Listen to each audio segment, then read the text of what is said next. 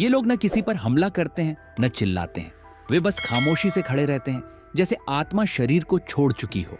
ये दृश्य इतना आम हो चुका है कि वहां के लोग अब चौंकते भी नहीं। पर यह कहानी सिर्फ नशे की नहीं है, ये कहानी लालच, लापरवाही और गलत फैसलों की है। ये वही बीज है जो वर्षों पहले बोया गया था और आज पूरे शहरों को बर्बाद कर रहा है। सवाल यह है कि जब यह सब सामने दिख रहा था तब इसे रोका क्यों नहीं गया? इस सवाल का उत्तर हमें इस कहानी के अगले भाग में मिलेगा, जहां सच्चाई और भी गहरी और डरावनी हो जाती है। जब अमेरिका के इन शहरों में सड़कों पर झुके हुए लोग दिखने लगे, तब शुरुआत में इसे एक अस्थायी समस्या समझा गया। सरकार ने कहा कि यह कुछ गिने चुने लोगों की गलती है। प्रशासन ने माना कि यह केवल नशे की आदत का मामला है, जो समय के साथ अपने आप ठीक हो जाएगा।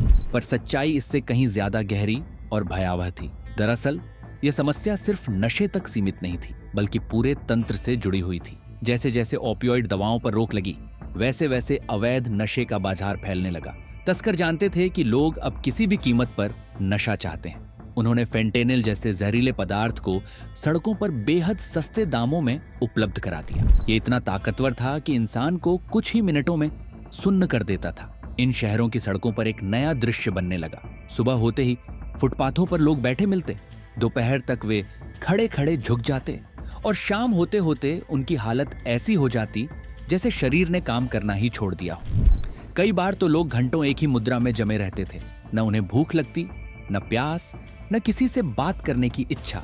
स्थानीय लोगों ने पहले विरोध किया, दुकानदारों ने शिकायतें की, परिवारों ने मदद की गुहार लगाई, पर धीरे धीरे यह सब सामान्य बना दिया गया। सरकार ने इसे सार्वजनिक स्वास्थ्य संकट कहा और कुछ राहत केंद्र खोल दिए। पर ये केंद्र समस्या का समाधान नहीं थे, बल्कि केवल एक अस्थायी पर्दा थे जिसके पीछे असली सच्चाई छुपी हुई थी। पुलिस भी असमंजस में थी। नशे में डूबे ये लोग अपराधी नहीं थे, पर उनकी मौजूदगी से पूरे इलाके डरावने लगने लगे थे। बच्चे स्कूल जाते समय इन सड़कों से डरने लगे, पर्यटक इन इलाकों से दूर रहने लगे।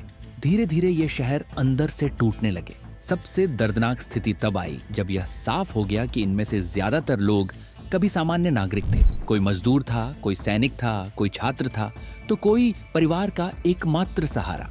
पर नशे ने उनकी पहचान, उनका आत्मसम्मान और उनका भविष्य सब छीन लिया। इन लोगों के चेहरे पर एक ही भाव दिखता था, खालीपन। ऐसा लगता था जैसे उनका शरीर तो यहाँ है, पर आत्मा कहीं और खो चुकी है। यही वजह है कि लोग इन्हें ज़ॉम्बी कहने लगे।